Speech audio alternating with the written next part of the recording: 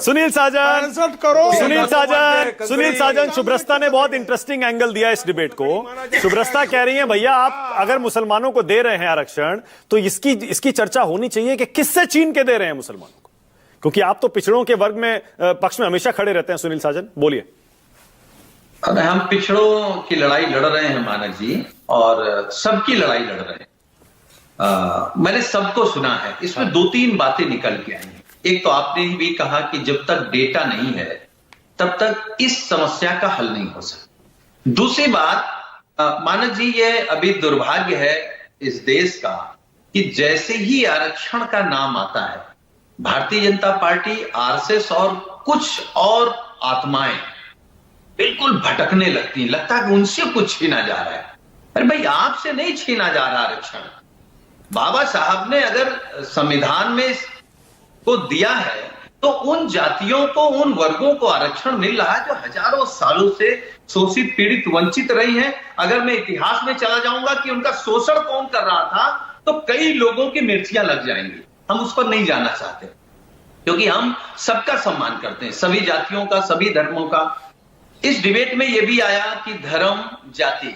मानक जी, मैं बड़ी जिम्मेदारी के साथ कह सकता हूं ये धर्म से ज्यादा जातियों का देश है भारत, और हमको जातियों पर बहस करने में कोई गुरेज नहीं है, क्योंकि सच यह है कि पैनलिस्टों में बैठे जब सब पर आप बात करेंगे तो अंततः सब जाति पर टिक जाएंगे कि आप गुप्ता हैं, वो यादव हैं, वो राजपूत हैं, वो ब्राह्मण हैं। तो हम इस पर नहीं जाना चाहते। सवाल यह है कि कर्नाटक, सवाल यह है कि कर्नाटक में कांग्रेस की सरकार ने 4% मुस्लिमों को आरक्षण दिया। आ रहा हूं उसी पर। हाँ, तो बताइए जरा कि अगर बाकी हिंदुओं के पिछली जातियों से छीन के दिया तो सही है क्या?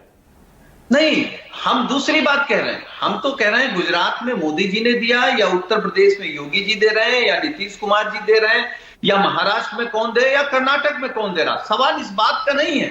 सवाल यह हल इसका क्या है। अगर आप डिबेट लेकर के आए तो इसका हल क्या है? हाँ। हल यह है कि जाति जनगणना हो जाए, किसकी कितनी संख्या है, कौन आर्थिक रूप से कमजोर है, कौन सामाजिक रूप से कमजोर है, कौन शैक्षिक रूप से कमजोर है, और कौन धार्मिक रूप से कमजोर है। सब कुछ आ जाएगा। तो इन महान भावों, महान आत्माओं से कहिए कि जाति जनगणना पर एक हो जाए, और जब जाति जनगणना हो जाएगी तो जो बात सुभाषता जी कह रही थी, किसका हक छीना जा रहा है। इतने दिनों से आरक्षण लागू होने के बावजूद दिल्ली में जब एक रिपोर्ट मांगी गई कि केंद्रीय सचिव जो हैं वो किस जाति के कितने लोग हैं, तो 100 में पीडीए के 4 या 6 लोग निकले। तो कौन लोग हैं जो इस देश के पिछड़े और दलितों और आदिवासियों का? अब आप आए असल मुद्दे पर। अब सुनील साजन, अब आप फंस गए। मैं बताता हूं कैसे। आपने पीडीए अपने मुंह से कह दिया, पिछड़ा, दलित, अल्पसंख्यक। अब मुझे बताइए 4% अलग से आरक्षण अगर कर्नाटक में कांग्रेस की सरकार दे रही है मुसलमानों को, तो क्या यह सही है? मैं उसका हल बता रहा हूं मानक जी। हल नहीं तो यह समस्या है ना। मतलब आप मान रहे हैं 4% आरक्षण समस्या है।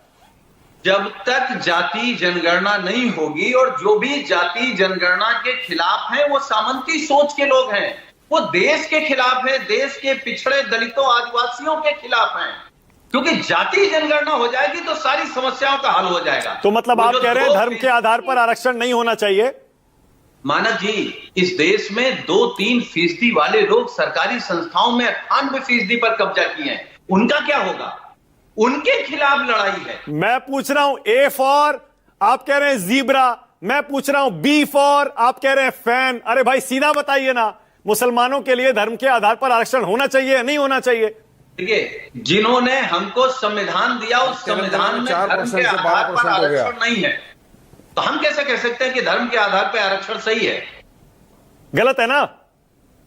धर्म के आधार पर आरक्षण नहीं, जाति के आधार पर आरक्षण, सामाजिक स्तर के आधार पर आरक्षण, शैक्षिक स्तर के आधार पर आरक्षण। हाँ, ये बहुत और बढ़िया। वो तभी होता है जब जाति जन। तेलंगाना। हाँ, जल्दी से बोलिए वारिस पठान, फिर आ रहा हूं शुभ्रस्ता। हाँ बोलिए वारिस पठान, जल्दी।